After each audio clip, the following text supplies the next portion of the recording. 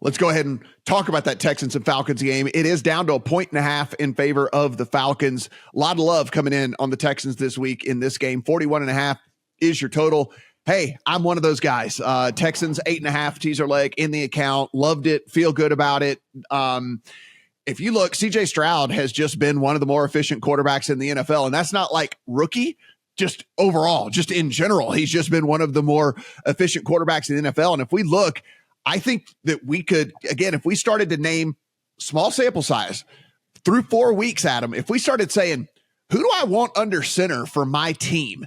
And sure, we're going to get down the list, but we're probably putting CJ Stroud ahead of a lot of other names that we probably didn't think we were going to be doing heading into the season here in 2023. So I like what I've seen.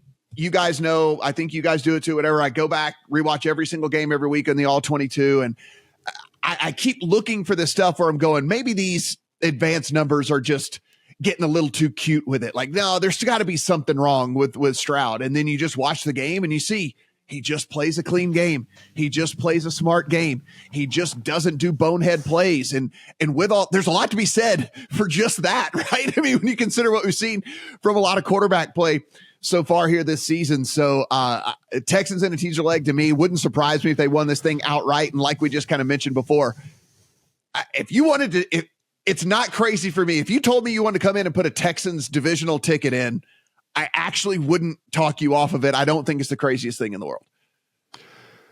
This is one of those moments that I did not think we would be having here in week 5 of the season, Matt. Yeah, but you know, and me both. This is the moment that we are in. And if you go in and take a look at where you are with your QB ratings, which this is the point in the season where I will go back in on my preseason QB ratings and I will go back and I will re-rank, as I did last night, every quarterback in the league from 1 to 32 for where we are right now.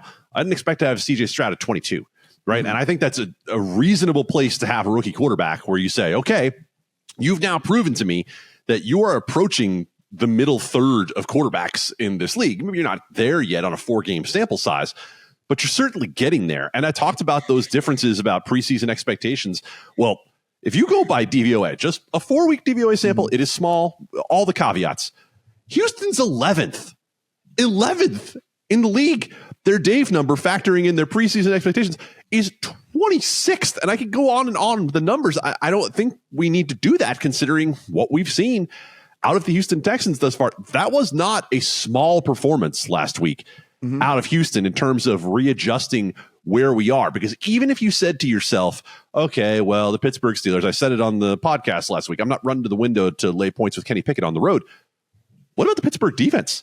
What about this Pittsburgh defense that scored 2 defensive touchdowns to beat a Cleveland team that we think is very good overall, getting run up for 30 points and having it done by that passing offense of the Houston Texans? So I didn't get as good a number as you did, Matt. I have plus 7.5 on the teaser, but that is the other half of most of where I have teaser money right now, that and Indianapolis. And so, yeah, I did not expect to be playing an Anthony Richardson, CJ Stroud teaser and have it be something I felt really good about in week 5, but you have to be willing to readjust what you were looking at preseason at some point here. And for me, that starts this week.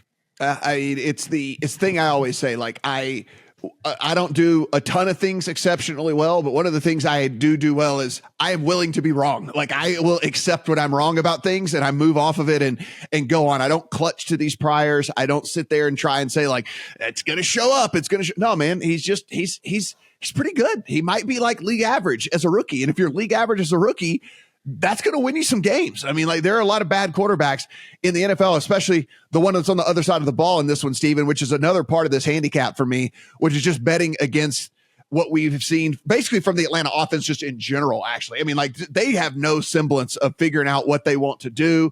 I can't figure out why this still wants to be 1980s football where they want to run 60% of the time and pass it 40%. Maybe it is to hide Desmond Ridder, but even with that, it's just not going to win you games, right? You almost have to just let him fail because you're not going to win games throwing the ball 1 yard down the field to Bijan Robinson every single time. Though if you want to just ride the train of playing over Bijan Robinson receiving yards, guys, you probably just should, because it's started at 19.5. He cleared that. Then the next week it went to 22.5. He cleared that. Then it went to 24.5 and he cleared that. I think it's at 25.5 this week. Like, he just loves checking it down to Bijan Robinson. So, I mean, like, I don't play it until it fails, what I guess would be my other thing in this, because he just gets all of the high percentage targets and nobody else gets anything.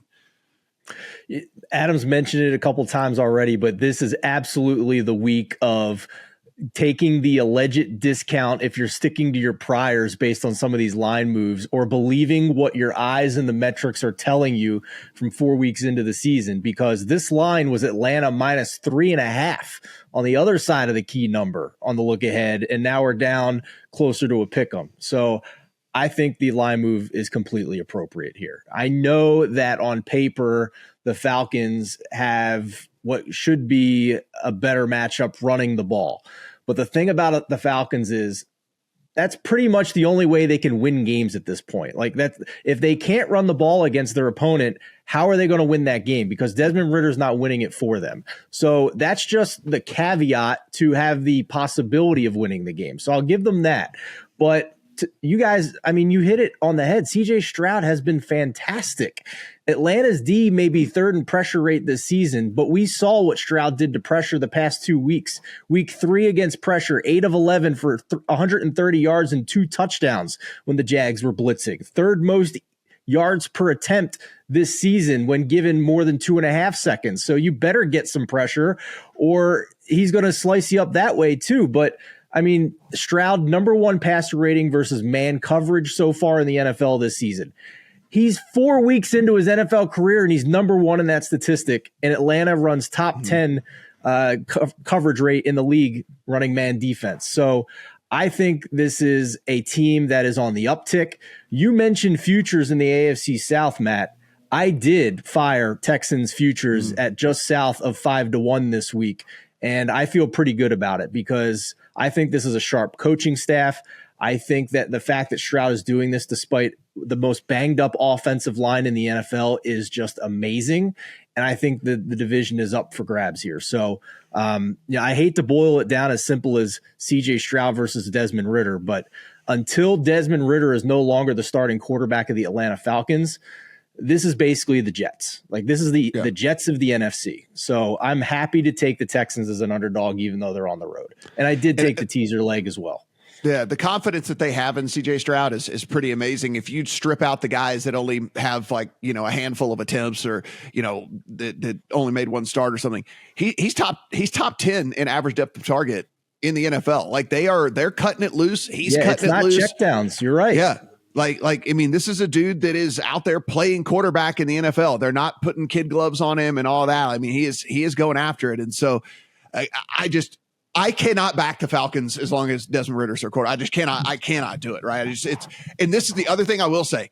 If the Texans, the other alternate way to bet this game, if the Texans get up in this game, it is they're you not pile on back. them. Yeah, like, you pile on them. Like, Desmond Ridder ain't leading no kind of comeback. Like, that is not happening. So this is like, if the Texans get up, you just refire on the Texans over and over again, because Desmond Ridder does not have it in him for any sort of comeback. Yeah, Steven? One final note. Will Anderson, the guy that everybody criticized for them trading up and giving up a bunch of assets to go get in the draft, through the first month of the season, top 6 in both run stop and pass rush win rate.